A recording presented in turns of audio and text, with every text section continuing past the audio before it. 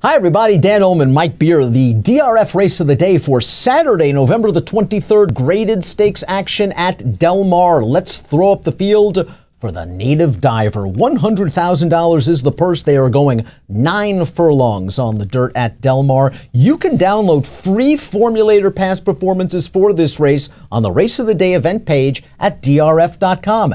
Access them, handicap along with us. We'll begin with the Timeform US pace projector for this race. Bob Baffert has 2 horses entered in here, and I guess the number 4 Roadster is kind of the big name of the 2, but the number 1 leading score might very well be the speed. At least that's what Timeform US believes, and if I was Joe Talamo breaking from the rail, I would go, go, go. Yeah, he's got to send this horse to the front, not only because it gives him whatever chance he has to win, I guess that gives him his best chance to win.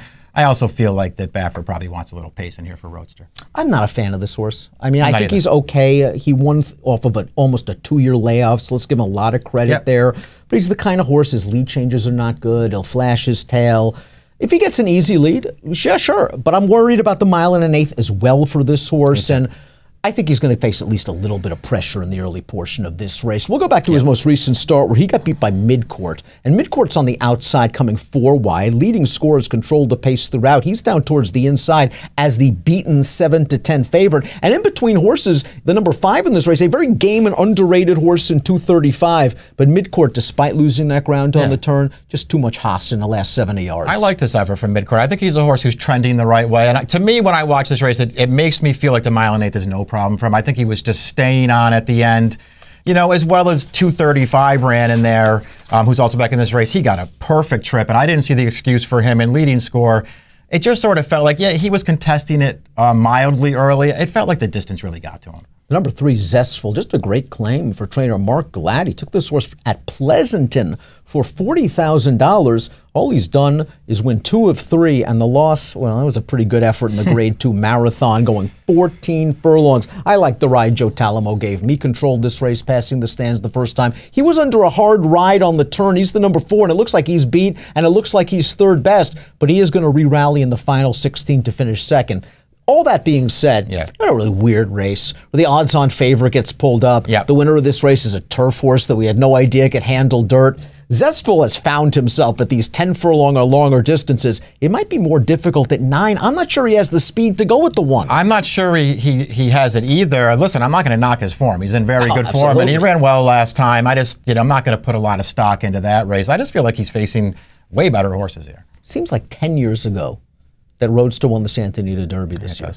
And nothing has gone right for him since then. He ran in the Derby. It didn't work out. They ran him in the Affirmed. He got beat by Mucho Gusto, a good Baffert horse. He went to the sidelines. Roadster made his return on Breeders' Cup weekend, going 7 furlongs in the Damascus. It was his first race against older horses. We turn into the stretch there. He is on the outside. He tried to get into it with a wide bid. Extra Hope was in here, was down inside every step of the way, and he's going to be staying on as well. I think both of these horses found this distance a little bit too short. You could say Roadster hung here. Maybe he did. I think the horse that beat him's okay. I do too. The horse that beat him is okay. I still don't think that gives Roadster much of an excuse. And here he had dead aim all through the stretch and didn't get by. He was off a layoff though. I'm not going to be too hard on him for that, Dan.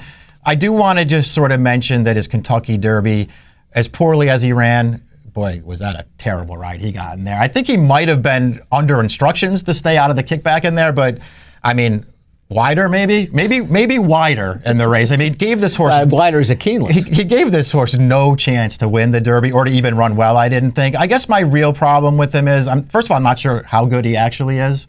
And even though he won the Santa Anita Derby at this distance, I don't think he ran the best race that day. I just think he got the best ride that day. So I'm concerned about his distance abilities.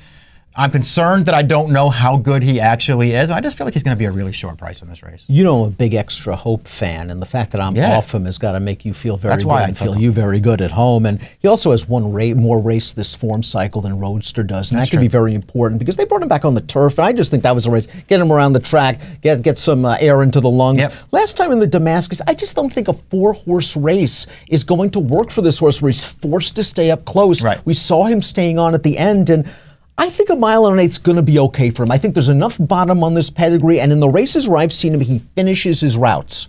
That's what I was hoping. I mean, Part of it is because I don't love Roadster. I don't want to be wildly against him, but I just don't love him at a short price. I do think this horse will handle the distance.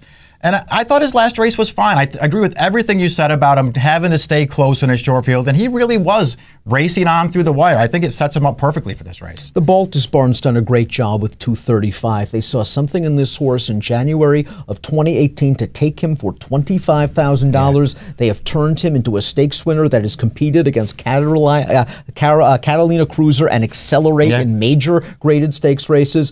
I understand what you're saying about his last race, the Common of the Temp. Really have any excuse. No. Good trip. We saw him fighting on in between horses. This horse has a lot of guts, and he's very consistent. Yep. And he has enough tactical speed that, you know something, he's probably going to work at a trip where he can get the jump on the horses like Extra Hope and Roadster. Yeah, I think all those things are true. Again, he's another horse that I don't love in here, but I'm not way against him. I don't think I would take the 3-1 on the morning line. I think that price is way too short for me, but I won't be surprised when he runs. But if Roadster runs here, and again, it seems like they're going to run here. The original plan earlier in the week, they're going to wait, they're going to run in the Clark at Churchill Downs. Oh, okay. Instead, Baffert said this morning to Bradfree, we're running here. It's the lesser of two evils, I would say, by far. This is a much easier field.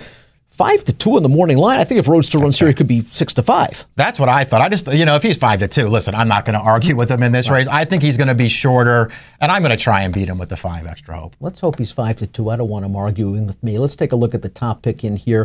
I just think he's going to take a step forward, second of the form cycle. I think he's going to stretch up. Baffert believes he wants more distance. I'll go with Bobby. 4-2-5-3. You're going with Extra Hope. Yeah, I think it's a good spot for him. I guess you agree with Baffert instead of me. I think that's probably worked out for many over the years. That's probably true. Race number 8 at Del Mar is your DRF race of the day. Remember to grab those free Formulator Pass performances on the Race of the Day event page at DRF.com. Approximate post time for the Native Diver, 4 o'clock Pacific. Good luck.